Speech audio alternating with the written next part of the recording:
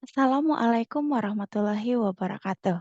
Bersama saya Nida Nurlaila, hari ini saya mau membahas tentang filosofi pendidikan nasional, di mana dalam topik pertama itu ada tugas mengenai mulai dari diri.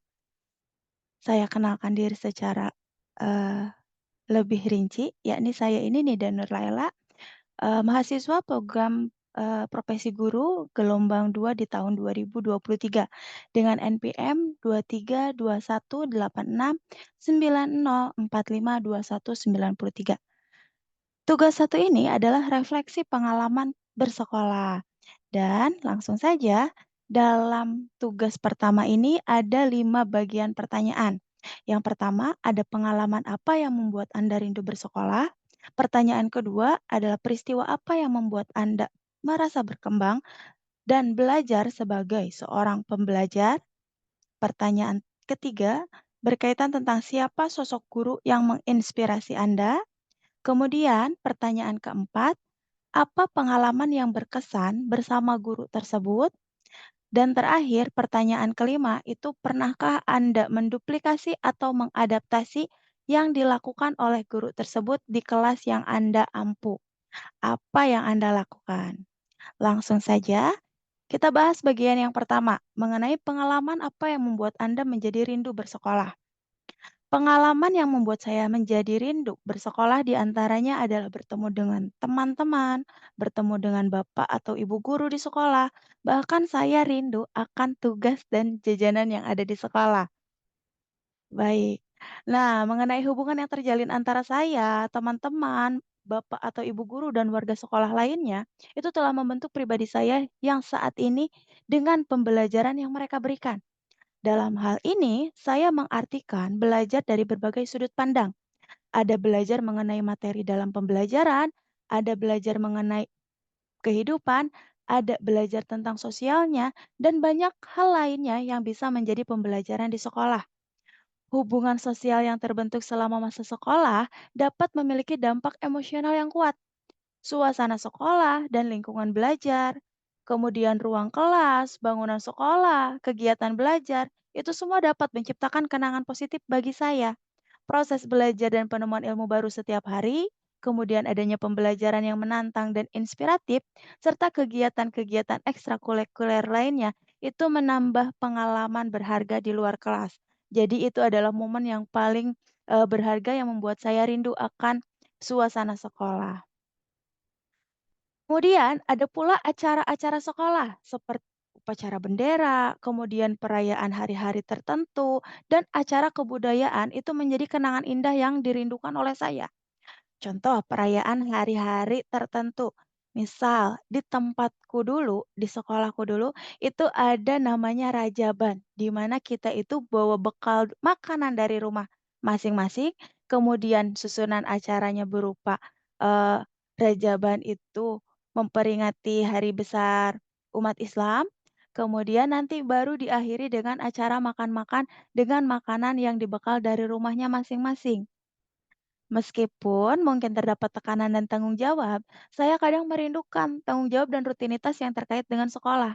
Rindu akan pengalaman menghadapi tantangannya, rindu akan pemecahan masalahnya, baik secara akademis maupun sosial.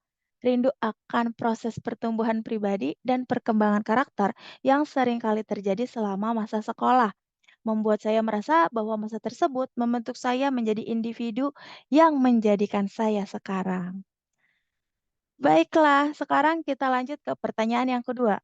Mengenai peristiwa apa yang membuat Anda merasa berkembang dan belajar sebagai seorang pembelajar? Ketika saya mampu memahami materi dan yang diberikan oleh guru dengan baik, kemudian ketika saya itu mampu menyampaikan atau mendemonstrasikan kembali materi yang baru saja dipelajari, itu adalah salah satu peristiwa yang membuat saya merasa berkembang dan belajar sebagai seorang pembelajar. Nah, kemudian ada nih mengatasi dan menyelesaikan tantangan atau kesulitan itu dapat menjadi momen pembelajaran yang positif bagi saya. Pengalaman ini membantu membangun ketahanan dan keterampilan pemecahan masalah. Apalagi ketika membantu membangun eee, ketika saya dihadapkan dengan kegagalan atau belajar dari kesalahan. dan kemudian bangkit kembali dan, membawa pertumbuhan pribadi bagi saya. Hal ini yang bisa menjadikan saya belajar menjadi seorang pembelajar. Itu adalah menerima umpan balik atau saran dari yang membangun dari teman ataupun rekan-rekan lainnya, sehingga dapat membantu saya memahami bagian dari diri saya yang perlu ditingkatkan dan dikembangkan keterampilan tertentunya. Kemudian, ada kegiatan berupa terlibatnya saya dalam kompetisi.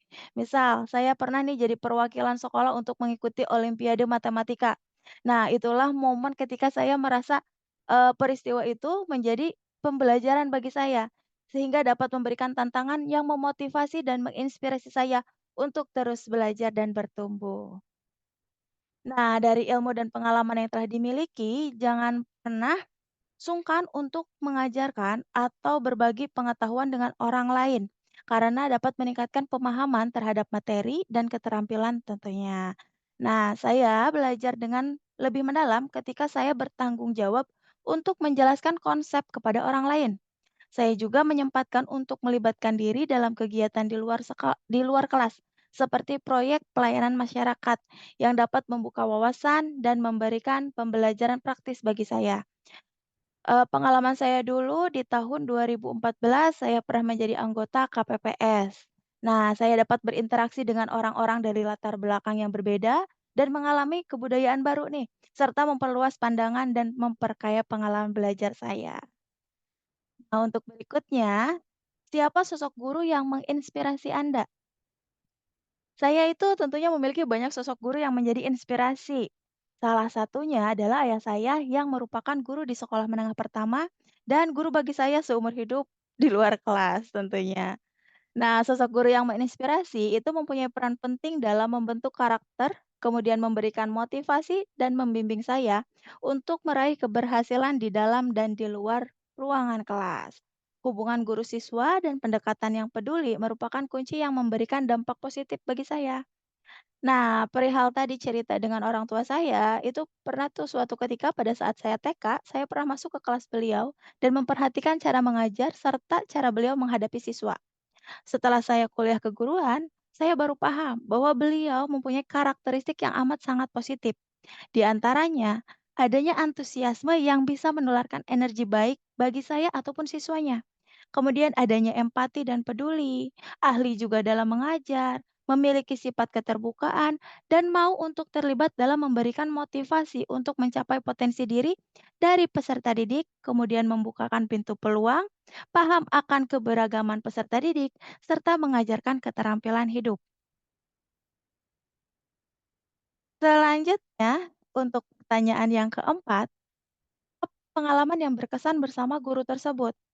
Nah, karena beliau itu adalah guru yang penuh semangat dan antusias, serta mampu menularkan energi positif kepada saya, maka banyak sekali hal yang menjadi pengalaman berkesan bagi saya. Secara detail, saya akan menjelaskan kalau beliau itu membuat pembelajaran menjadi menarik dan memicu minat belajar siswa, di mana beliau itu bisa memahami perasaan serta kebutuhan siswanya. Guru yang peduli terhadap perkembangan pribadi dan akademis setiap siswanya. Kemudian, guru yang menguasai materi pelajaran dan memiliki kemampuan untuk menyampaikannya dengan cara yang jelas dan menarik, itu memberikan dampak positif terhadap pemahaman peserta didiknya. Guru yang terbuka untuk mendengarkan, berkomunikasi dengan baik, kemudian terlibat dalam kehidupan siswa di luar kelas, dapat menciptakan hubungan yang lebih yang bisa menjadi motivasi bagi peserta didiknya. Kemudian, guru yang menjadi teladan dengan perilaku positif, etika kerja, dan nilai-nilai moral itu dapat memberikan inspirasi dan panduan bagi saya. Malah kita di pertanyaan yang kelima, yakni pernahkah Anda menduplikasi atau mengadaptasi yang dilakukan oleh guru tersebut di kelas yang Anda ampu? Apa yang Anda lakukan? Baik. Nah, untuk pertanyaan ini, saya itu mau menjelaskan kalau saya itu adalah penirunya beliau. Dan bahkan gaya beliau itu menjadi personal branding bagi saya. Saya berupaya untuk membangun dan mempromosikan citra diri dengan melibatkan serangkaian strategi yang digunakan untuk mengidentifikasi, membangun, dan mempertahankan identitas yang positif dan unik dalam mata peserta didik.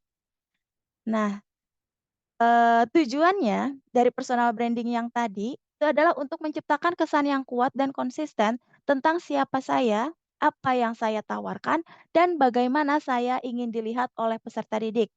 Dalam proses meniru tersebut, ada beberapa hal yang memang menjadi acuan dalam mengadaptasi gaya mengajar beliau. Ada pula yang saya tambahkan sesuai dengan gaya dan karakteristik saya.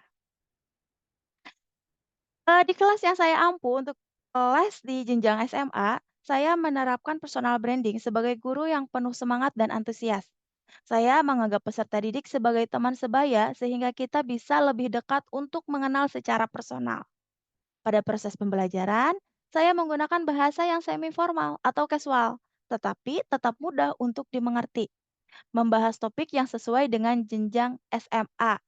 Misal, ketika saya menghadapi kelas 12, saya itu lebih sering membahas tentang cita-cita mereka dan kampus impian mereka. Dan memberikan konteks yang jelas terkait pembelajaran. Mengajak peserta didik berpikir kritis serta memberikan kesempatan bagi peserta didik untuk mengerjakan soal secara mandiri.